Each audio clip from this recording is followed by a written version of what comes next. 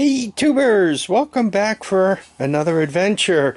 And fresh from the buckwheat, what we have here is a 1985 Honda TRX250.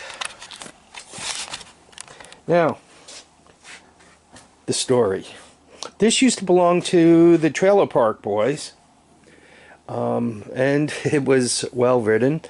And before that, it was at a farm where it actually did some plowing. I think you guys can see the rack under there. It had an extra battery there and so forth. So this is an extremely well used four-wheeler.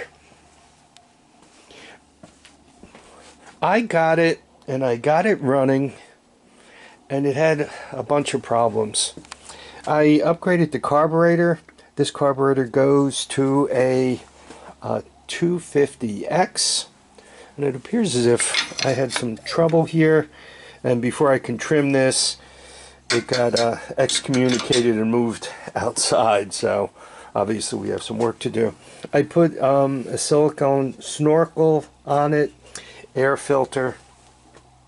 I cleaned it up, got rid of the battery box. With this snorkel and air filter, it was able to breathe much better. And then it kind of got rolled outside. I got a charge going on the battery there, but before I even clean it up and really do anything with it, the first thing I need to do is check to make sure the engine didn't seize. The way that happens, by the way, if you leave the spark plug a little bit loose and snow gets on there, and as the snow melts, it takes a while, but you know, a few drops of water each snow gets into the cylinder, then it seizes right on up for you. Oh, so not only isn't it seized, it seems to have plenty of compression. Back in the day when the Trailer Park Boys were active, actually the trailer park's been kind of torn down. I actually rode with them a few times. They really had it figured out. They had all these little trespasses and trails and right-of-ways, power lines, all these places they used to ride. So if the cops ever got on them, the trick was they would split up, and typically there were 5 or 6 of them, or if I was riding with them, there could be 7 or 8 of us all riding together. So the first thing we would do is split up, you know, into 2 groups, and then if the cops were following one or the other of the 2 groups, or even both, then you would split up again, right, and you would you would ride for your life, and hopefully nobody got caught. The trick is, if you did get caught, you kept, who were you riding with? Nobody. I mean, the worst we would do is, you know, kind of trespass on some right-of-ways we shouldn't have been on. I mean, we deliberately avoided doing any damage or bothering anybody, right? Because that very quickly gets you into real trouble, like being chased by a helicopter trouble. Back in those days, there were no such thing as drones, so they couldn't have a drone follow us anywhere. A lot of people knew about the Trailer Park Boys, and the Trailer Park Boys didn't have anywhere to store these except underneath a tarp. So I think there was somewhat of a wink and a nod by the local cops. They kind of knew they existed and kind of enjoyed chasing them around, and the Trailer Park Boys liked being chased around. Because once again, it wouldn't take much to flip the tarp off, compare some pictures of them riding about, and just confiscate the quads, right? So anyhow, let's see if we can't bring this thing back to life. What we got to do next is figure out if the battery's taking a charge and if this thing wants to turn over.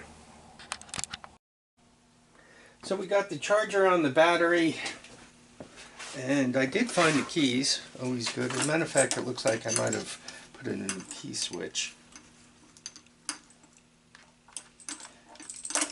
So it's on, and I got nothing. So looks like we're going to be doing some troubleshooting.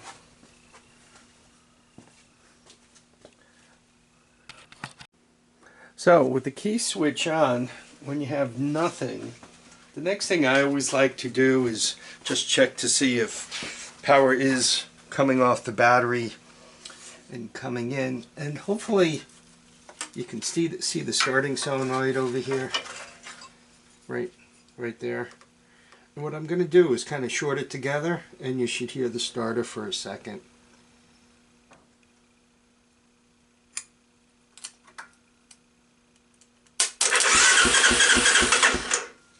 Well, that's a good sign.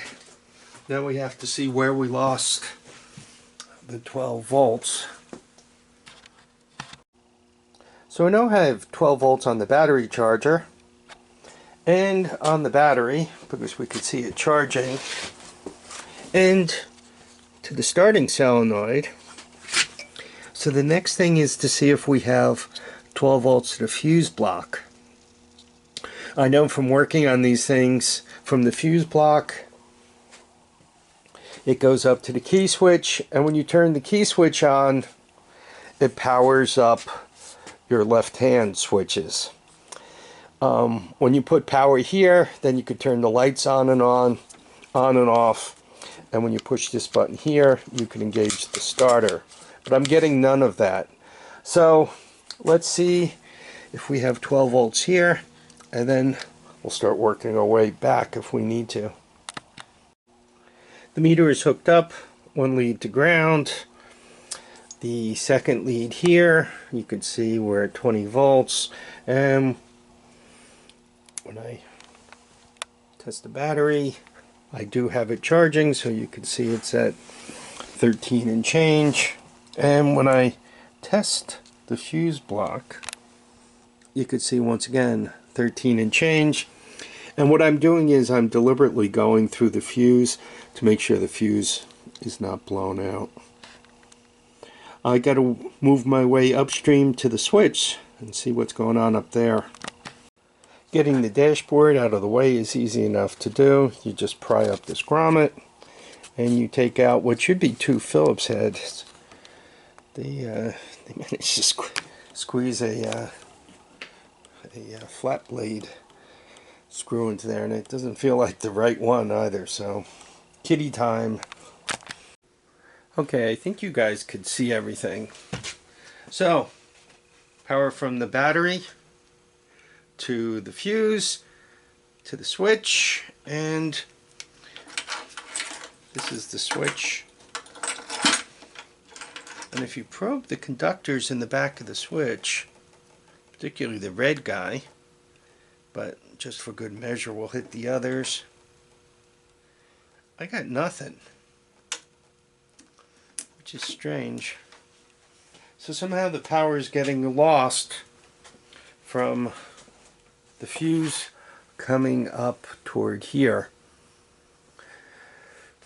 I think I need to spend a few minutes with that fuse holder. So I stuck the meter alongside the fuse, the far side, and there is power coming in. And then I unplugged the key switch. This wire goes up to the key switch, and it's red, and that's where it comes from the battery, right there. And you can see the power there, so that's strange. How could it not be going up to the key switch? Maybe this is just corroded or broken here. So I pulled the key switch out of here, and when you turn the power on, what you're doing is this red wire here gets shorted to the black wire, and the black wire is closest to the pin right here. So I put a little jumper from there, and if I plug it in down here where the red wire goes, right, I have just bypassed the ignition, and I'll show you. the neutral light came on, which is a good thing. And now when you push the starter button, you have starter. So and obviously the off switch, when you turn this off, you see this black wire with the white stripe. Off is when you short that to the green wire, and given that they're not plugged in, they can't be shorted. So what I'm gonna do now is give this thing a little hoot of starting fluid, and let's see what she does. So I pulled the air cleaner off. I'm gonna give it a little hoot of starting fluid here. We'll see what kind of luck we come up with. But there's no good way of getting in here.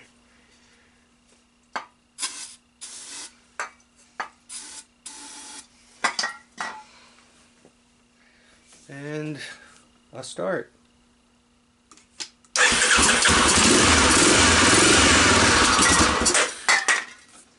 Nice.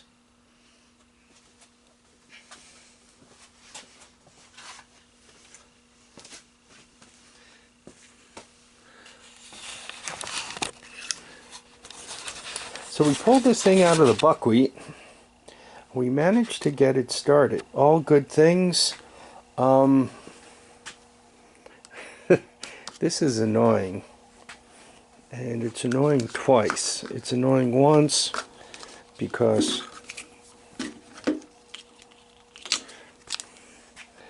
the key switch is floundering about. And it's annoying for the second time because it's an open circuit. This is actually, you know, a Honda key switch, it looks like, with the right connectors on it. So I can either go all China on this thing and just kind of rig something up. I really can't borrow a key switch from that guy because it's got the China key switch already. The other one with the plastic, the one that's outside, the one that's stuck in gear, that did have a key switch with a key in it. I didn't check it for functionality, but it's been stored inside, so I'm going to try to assume that it's good. Given that it looks like this one's coming to life, should I, you know, get the buckwheat out of it and put the plastics on it? Right? Take the plastics off the one outside and put that on it. Because the plastics, no matter what I do with the one outside, have to come off it. I don't have a lot of choice. Because just to work on the motor, I got to get the plastics off of it. So I'm thinking that I should take the plastics off of that one and